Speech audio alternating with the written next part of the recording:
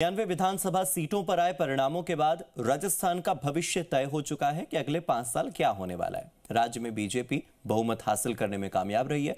राज्य में भारतीय जनता पार्टी के कार्यकर्ताओं में जश्न का माहौल है।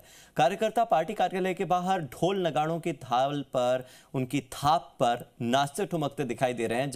लेकिन आप दूसरी तरफ देखिए कि बीजेपी की इस जीत में कहीं ना कहीं हिंदुत्व की राजनीति और वो जो हिंदुत्व कार्ड है वो कारगर साबित होता हुआ दिखाई दिया।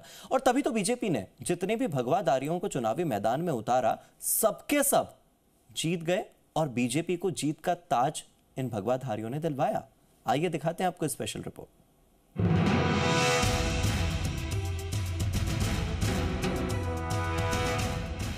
भगवा में हुआ राजस्थान, फिर से छा गए भगवाधारी। भगवा लहर में ढहा कांग्रेस का किला। एक बार फिर राजस्थान में भगवा राज हो गया है।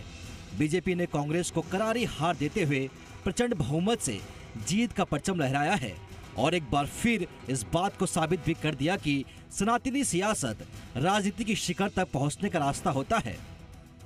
बीजेपी ने एक बार फिर हिंदुत्व के एजेंडे को अपनाते हुए राजस्थान की राजनीति में भगवाधारियों को चुनावी मैदान में जनता के बीच भेजा और बीजेपी अपनी इस भगवा राजनीति में कामयाब भी हो गई।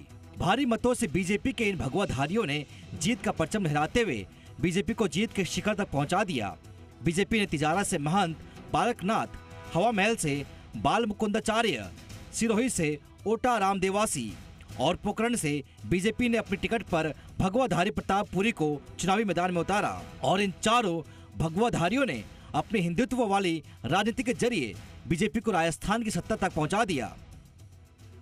हॉट सीट हवा महल की हवा चल चुकी, कमल का फूल खिल चुका और पूरे राजस्थान में ऐतिहासिक बहुमत आएगा और चौर विकास होगा। भाजपा का गढ़ रहेगा। इस बार थोड़ा अंतर कम रहा है। अगले बार आप देखेंगे कैंडिडेट कौन होगा ये मुझे नहीं पता, लेकिन अगले बार आप देखना ये ऐतिहासिक जीत होगी।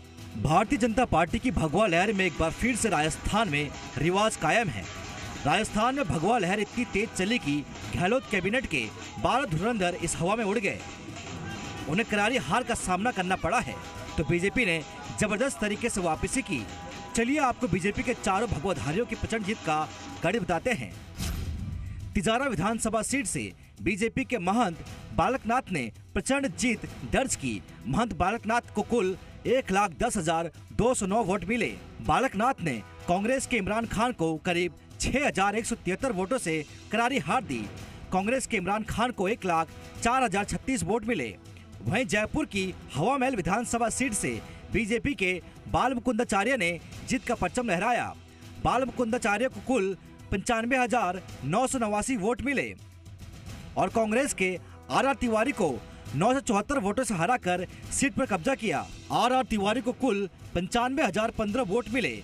इसी तरह सिरोही से बीजेपी के भगवाधारी ओटा राम देवासी ने कुल 1,14,929 वोट से जीत दर्ज की। कांग्रेस के संयम लोढ़ा को 35,805 वोटों के अंतर से हराया। कांग्रेस के संयम लोढ़ा को कुल 78,924 वोट मिले थे। तो वहीं पोखरण सीट पर भी भगवा लहर दिखी और बीजेपी के प्रतापपुरी भारी मतों से विजयी हुए। प्रतापपुरी ने 1,12,925 वोट हासिल करते हुए कांग्रेस के शाले मोहम्मद को 35,427 वोटों के अंतर से हराया। कांग्रेस के शाले मोहम्मद को कुल 77,498 वोट मिले। राजस्थान में अगले 5 सालों तक कौन राज करेगा, इसका फैसला प्रदेश की जनता ने कर दिया है। चुनावी नतीजों में बीजेपी प्रचंड बहुमत के साथ सत्ता पर काबिज हो गई है और कांग्रेस का सुपड़ा साफ हो गया है।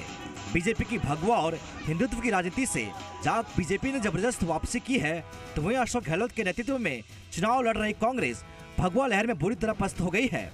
चुनाव परिणामों के बाद एक तरफ जहां कांग्रेस दफ्तर में सन्नाटा पसरा हुआ है तो वहीं बीजेपी दफ्तर में जश्न का माहौल है। ब्यूरो रिपोर्ट, जी मीडिया।